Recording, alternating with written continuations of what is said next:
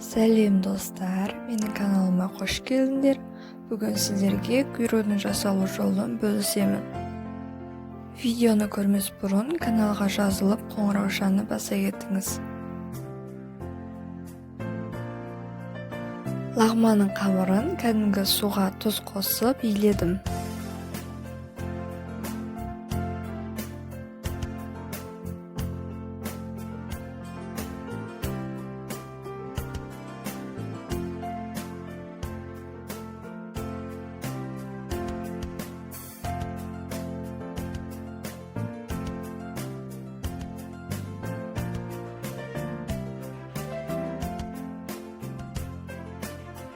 Ыдысқа май жағып, дайындап алған қамырымызды салып 20 минутқа тындырып қоямыз. 20 минуттан кейін оны алып шығарып білтелейміз.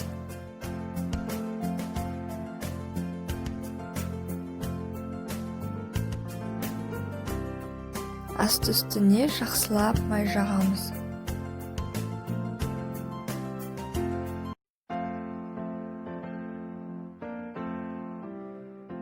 Сосын осындай бөлшектерге бөліп, бір-бірден созамыз.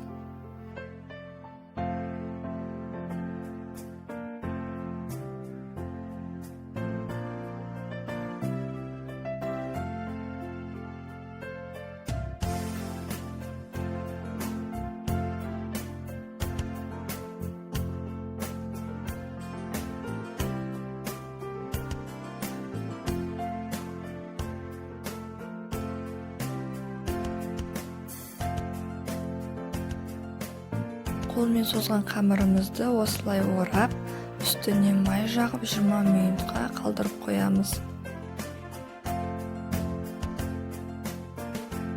Күйрегің етін жұқа әрі жалпақ етіп турайсыз.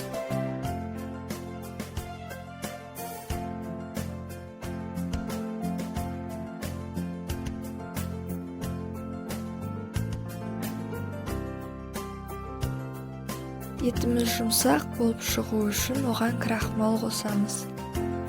Және де дәмді болу үшін соя тұздығынан аз мөлшерде пайдалансақ болады.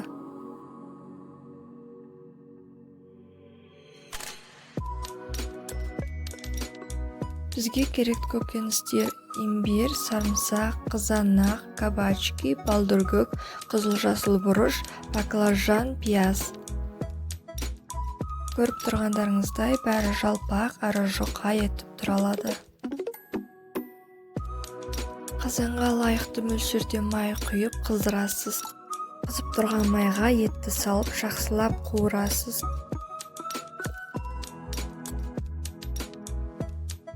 Тамақтың хош иісін шығару үшін имбирь мен сарымсақты ең алдымен салып қуырасыз.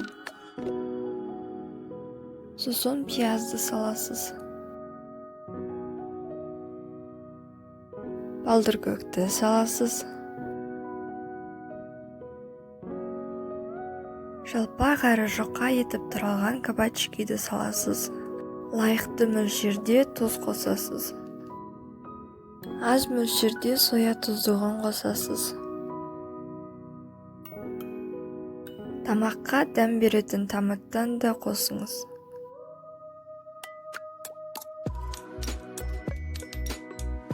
Тұралған қызанағымыздан да қосамыз. Ірі етіп тұралған баклажанды қосамыз. Тағамыңыздың түрі, дәмі күшті болсын десеңіз, қызыл-жасыл бұрыш кем болуға болмайды.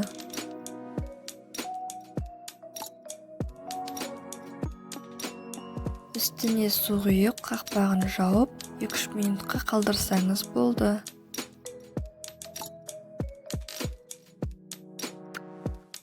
Лағманың нанын жіңішке етіп созған дұрыс.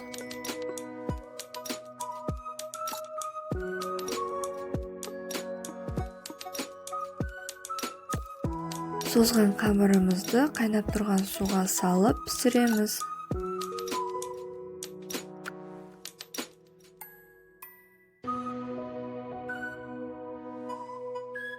Суымыз қайнаған соң қақпағын ашып, араластырып сүзіп аламыз.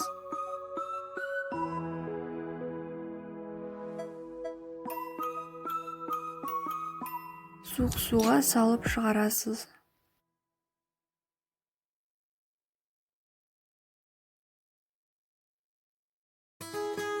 Лағманымыз дайын болды. Егер сізге видео ұнаса, видеоға лайк басыңыз. Каналға жазылып, қоңыраушаны басуды ұмытпаңыз.